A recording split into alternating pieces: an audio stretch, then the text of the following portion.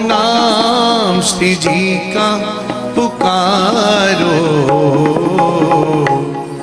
मिलो करुणामयी से। जहां जैसे टपकता हुआ वर्षा का स्वाति का बूंद पाने के लिए चातक मुंह फैलाए रहता है, ऐसे वक्ता के मुख से भगवत चरित्र सुनने के लिए जो उपासक होते हैं उसकी श्रवणेंद्रिय ललकती रहती है। जिनके श्रवण समुद्र समाना, कथा तुम्हारे सुभग सरिनाना। आप सावधान रहिए, कहीं ऐसा ना हो कि दूसरा कानून लागू हो जाए, फिर आप किसी काम के नहीं रह जाएंगे। हम इसलिए बार बार करेंगे, हम देख रहे हैं, उसकी लीला देख रहे हैं। इतना कठोर है, पसीजेगा नहीं आपकी रोने धोने में, नहीं पसीजता, आरा भी चलवा देता है। अगर फूलों की माला चढ़वाता है, चंदन लगवाता है, विश्व को झुका देता है, तो कोड़ों की मार से खाल भी खिंचवा लेता है अपने जनों की, और कोई पसीजन नहीं होती हो, ऐसा भी है। सावधान रहना। हम इसलिए कह रहे हैं कि मनमानी आचरण यदि उसका आश्रय लेकर करने की आप सोचोगे तो उसकी अनंत शक्तियां हैं, कदम में तुम्हें रोक देंगी और तुम्हें दंड देंगी। अगर आप कह रहे हो कि मैं तो बुरा आचरण करता हूं कोई, तो वो बुरा आचरण तुम्हारे आश्रय दाता स्वयं भोग रहे हैं, तुम्हें पता नहीं। आप जिसे समझ रहे हो कि मैं तो बुरा आचरण करके आनंदित हूं, तो तुम जिनकी गोद में बैठे हो इसलिए आनंदित हो, क्योंकि वो सारा प्रहार अपने ऊपर लेते हैं, तुम्हें सुरक्षित रखते हैं। आश्रय दाता कितना करुणामय है तुम्हें पता नहीं है, इसलिए सावधान हो जाइए, ये जीवन व्यर्थ ना जाए। नहीं तो सामने भगवान खड़े, उनका कहने का क्या तात्पर्य है अर्जुन के लिए कि हे अर्जुन, तुम जितने भी विकार इनको सहो। क्यों? सामने तो खड़े सरकार, दास तितिक्षस्व भारत, इनको सहो, निरंतर मेरा चिंतन करो, मेरी आज्ञा के अनुसार रहो, तो तुम मुझे प्राप्त हो जाओगे। ये जो आप शरीर संसार में इतना फंस गए हैं कि आपको यही सत्य लगने लगा है, सत्संग से प्राप्त हुए विवेक रूपी अस्त्र के द्वारा आप सारे संगों को, सारी आसक्तियों को काट दीजिए। ये आपके ऊपर कृपा है जो आपको रोज सत्संग मिलता है। आपको कोई समझाने वाला, डांटने वाला, ये अहेतुकी कृपा है, आप समझिए। नहीं तो खुला पशु की तरह मनमानी आचरण करता हुआ जीव घोर रो नरकों को प्राप्त होता है। अहोभाग्य हैं जिनके ऊपर गुरुदेव संतों का, शास्त्रों का शासन है, और वो उस शासन को मानकर भयभीत होकर के संसार मार्ग से हट जाते हैं, प्रभु की शरण में हो जाते हैं, प्रभु को प्राप्त करने की चेष्टा करने लगते हैं। अहोभाग्य है, वंदनीय है वो जो शास्त्र शासन, गुरु शासन, संत शासन स्वीकार किए हुए हैं। अगर आप इस संसार सागर से, इस भयावह दुखद संसार से मुक्त होना चाहते हैं, तो ततः पदम तत्परिमार्गितव्यम यस्मिन् गता न निवर्तन्ति भूयः तमेव चाद्यं पुरुषं प्रपद्ये यतः प्रवृत्ति प्रसिता पुराणी। स्वयं श्री भगवान कह रहे, इस संसार से आपको यदि मुक्त होना है तो असंग शस्त्रेण दृढ़ेन छित्त्वा तब ततः पदम तत्परिमार्गितव्यम।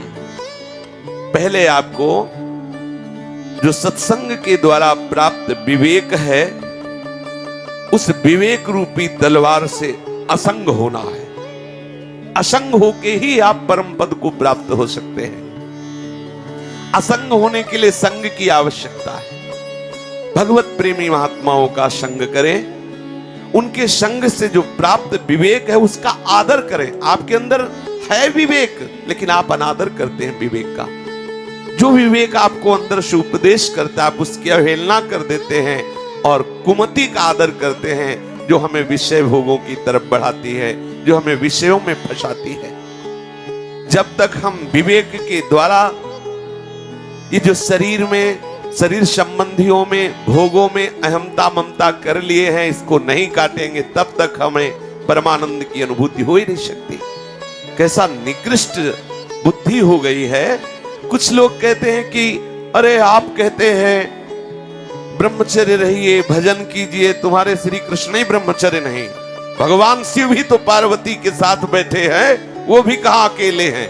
ले, अरे भाई कहां हो, मतलब तभी कह रहे हैं कि भजन कर लो, आगे ऐसे लोग आएंगे, ऐसी सृष्टि होगी कि भजन करने की बात कहने वालों के मुंह तोड़ दिए जाएंगे। देखना आगे समय आएगा। सत शास्त्र का आप प्रवचन नहीं कर सकते, सत मार्ग का आप उपदेश नहीं कर सकते। सोचो, जिनकी ऐसी धारणाएं हैं, जो भगवान शिव और भगवान श्री कृष्ण और भगवान श्री हरि के प्रति ऐसी निंदनीय वृत्ति रखते, क्या वो सत मार्ग जानेंगे? क्या वो बेचारे भगवत मार्ग में चल पाएंगे, जान पाएंगे? ऐसे लोग पुनरपि जननम पुनरपि मरणम, इसी चक्र में पिसते रहेंगे। और जो बेचारे जन है वो इनके संग से और भ्रष्ट हो जाएंगे। उनको लगेगा यही सत्य बात है यार, भगवान भी तो बिना स्त्री के नहीं रह सके, तो कैसे? ऐसा लगेगा उनको लगेगा कि भगवान की 16,108 रानियां थी, भगवान कैसे ब्रह्मचारी रहे। बहुत सावधानी की जरूरत। ये बुद्धि रोज हमको मलिनता की तरफ घसीटती चली जा रही है। प्रभु इतने असंग है कि उनके सिवा कोई है ही नहीं। आप इस तत्व को समझिए। 16,001 क्या, वो अनंत रूपों में वही तो खेल रहा है। ये तुम जान पा रहे हो क्या? तुम जो भेद दृष्टि से देख रहे हो, अरे वो श्री कृष्ण ही सब कुछ बना हुआ अपने आप से अपने आप में खेल रहा है। जो आप पार्वती शिव की बात कर रहे हो, तो दर्शन करो। वो आधा नर का दर्शन कराता है और आधा नारी का दर्शन कराता है। आप करा सकते हो अपने में? आप प्रकट करो आधे अंग स्त्री के, आधे अंग पुरुष के। आप में है ऐसी क्षमता कि दिगंबर होकर दिगंबर महात्रिपुर सुंदरी को विराजमान करके भरी सभा में ब्रह्म तत्व का उपदेश करता है। ऐसा है किसी की सामर्थ्य? जीव हो, एक पक्षियों के विलास को देखकर विकार को प्राप्त हो जाते हो और अंगुली उठाते हो ऐसे महायोगी की तरफ, ऐसे महान चैतन्य चिदानंद रस में डूबे हुए प्रभु की तरफ। ये कितनी मलिन बुद्धियां होती जा रही हैं। खान पान गलत, संग गलत, इसीलिए सब। आप सावधान होइए। स्वयं श्री भगवान के मुख है कि असंग रूपी भावना इतनी दृढ़ होती चली जाए। ये अस्त्र है असंगता, कि आप अपने स्वरूप में पहुंचे। आपका स्वरूप तीनों शरीर से बढ़े, स्थूल, सूक्ष्म और कारण शरीर से। जब तक आप असंग नहीं होंगे तब तक आप कोई अनुभव नहीं होगा अपने स्वरूप का। असंग होने के लिए कुछ भी लेने की इच्छा ना रखकर संसार में जो कुछ भी प्राप्त है उसे संसार की ही सेवा में लगा दे। जैसे शरीर है, भोग सामग्री है, आपका परिवार है। आप अपने शरीर और भोग सामग्रियों को परिवार और जितने भी जन हैं उनके सुख के लिए लगा दो। होता क्या है, हम सुख लेने की भावना से सबसे जुड़ते हैं, वही हमारे बंधन का कारण बनता है। सांसारिक सुख भोग और संग्रह की वृत्ति का हम सर्वथा त्याग कर दे। जो भी हमारे पास है वो दूसरों की सेवा में। ये सब सिद्धांत है, सब उपासना में। सुख देवे को चाव चित सब सोहित निष्काम, ये राधा वल्लभी सिद्धांत। ये देखो गीता जी का सिद्धांत है, असंग हुए बिना आप परम पद की यात्रा नहीं कर सकते। असंग होने के लिए जो भी आपको मिला है वो दूसरों की सेवा में लगा दीजिए, क्योंकि आप परमानंद स्वरूप हैं। आपको किसी बाहर मिलने वाली वस्तु से आनंद की आवश्यकता नहीं है। ये जो आपने भ्रम से मान रखा है वस्तु, व्यक्ति, स्थान से आनंद मिलता है, इसलिए आप आसक्त हो गए, इसीलिए आप राग कर बैठे। सांसारिक वस्तुओं में ये राग हो जाना, सांसारिक वस्तुओं का संग्रह करके भोगने की इच्छा हो जाना, यही बंधन है। इसी को तो ही बंधन कहते हैं। और बंधन की कोई रस्सी बंधी है क्या? यही बंधन है। हम इसी को सुख मान रहे हैं। और इसी की देखो सबसे गलत बात ये हो गई कि हमें समझाने वाले मन बुद्धि इसी का प्रतिपादन करने वाले बन गए, इन्हीं का पक्ष लेने वाले बन गए। वो गुरु का विरोध कर देंगे, शास्त्र का विरोध कर देंगे, भगवान का विरोध कर देंगे, लेकिन इस वासना में फांसने वाले मन बुद्धि का विरोध नहीं। कितनी विचित्र बात हो रही। बड़ा हृदय कांपता है कि कैसा धीरे धीरे ऐसा मलिन समय आता जा रहा है कि हमें कोई सही बात सिखाने वाला नहीं है, सही बात मनाने वाला नहीं है। शास्त्रों की बातें शास्त्रों में लिखी रह जा रही। आज हम वही बात करते जिससे हमारी वासना बढ़े। सांसारिक वस्तुओं के प्रति ये जो राग बढ़ता चला जा रहा है, यही बंधन है। इसको कैसे मिटाएं? दूसरों की सेवा में। जो भी वस्तु, व्यक्ति, स्थान ये सब भगवत स्वरूप है, ये समझने के लिए आप इनसे सुख लेने की लालसा छोड़ दीजिए। आप प्रभु के चरणारविंद का आश्रय लीजिए। संसार के किसी भी व्यक्ति का आश्रय ना हो, किसी भी वस्तु का आश्रय ना हो, किसी भी पद प्रतिष्ठा का आश्रय ना हो, अर्थात किसी भी तरह से संसार का आश्रय ना हो, तो आप असंग हो जाएंगे।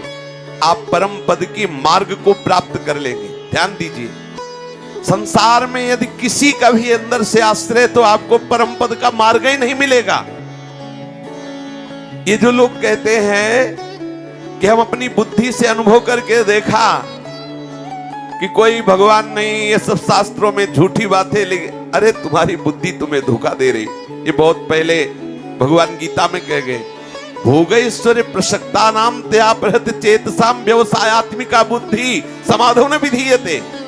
जिनका चित्त अपरित हो गया है भोगों में, जिनकी बुद्धि ऐश्वर्य और भोगों का निर्णय करने वाली है कि इसमें सुख है, इसमें महत्व है, वो बेचारी बुद्धि ये निश्चय भी नहीं कर सकती कोई भगवान है और भगवान को प्राप्त करना है। संसार का आश्रय किसी व्यक्ति वस्तु स्थान का यदि है, तो आपको परमार्थ का मार्ग ही नहीं मिलेगा। बड़ी सूक्ष्म बात है। यदि किसी भी व्यक्ति का आश्रय, सांसारिक व्यक्ति का, सांसारिक वस्तु का, सांसारिक स्थान का, हम इतने जमींदार हैं, हमारे इतने लाख रुपया बैंक में, हमारे इतने मित्र हैं, इतना परिवार है, ऐसा ऐसा ऐसा, तो आपको परमार्थ का मार्ग ही नहीं मिलेगा। सच्चा परमार्थ किसे कहते हैं? इसलिए संसार के आश्रय का सर्वथा त्यागी ही परमार्थ पद का अनुरागी होता है। शरीर में बिल्कुल मैं नहीं हो, तभी आप परमार्थ के रास्ते को जान पाएंगे। और यहां पूरा का पूरा मैं ठसा हुआ है कि मैं पुरुष हूं, मैं शरीर हूं, और शरीर संबंधियों में बिल्कुल मेरापन खत्म हो जाए, तब आप परमार्थ पद को जानेंगे। देखो श्री भगवान कह रहे तथा पदम तत्परिमार्ग तव्यम, पहले असंग शस्त्रेण दृढ़ेन छित्वा, तब आपको मार्ग मिलेगा, तब आप खोजने लायक बनेंगे। उसके बाद उस परमात्मा पद अर्थात परम पद अर्थात परमार्थ पद की खोज करो। किसके बाद? असंग शस्त्रेण दृढ़ेन छित्वा। बहुत बहुत सुंदर विषय है। संसार के ये मूल बंधन है। मैं शरीर हूं, शरीर संबंधी मेरे हैं, ये भोग सामग्री से मैं सुखी हो रहा हूं, इसलिए ये भोग सामग्री अधिक से अधिक मेरे समीप में रहे, अधिक मात्रा में, यही बंधन है। इसे काट दो। मुझे सिर्फ प्रभु की तरफ चलना है, सिर्फ प्रभु का आश्रय है, सिर्फ प्रभु के चरणारविंद के चिंतन का सुख लेना है। ऐसा दृढ़ निश्चयी व्यवसायात्मिका बुद्धि का होना है। ऐसा दृढ़ निश्चय, मुझे केवल सुख लेना है तो प्रभु के चरणारविंद के आश्रय का, नाम का, लीला गायन का, सेवा का,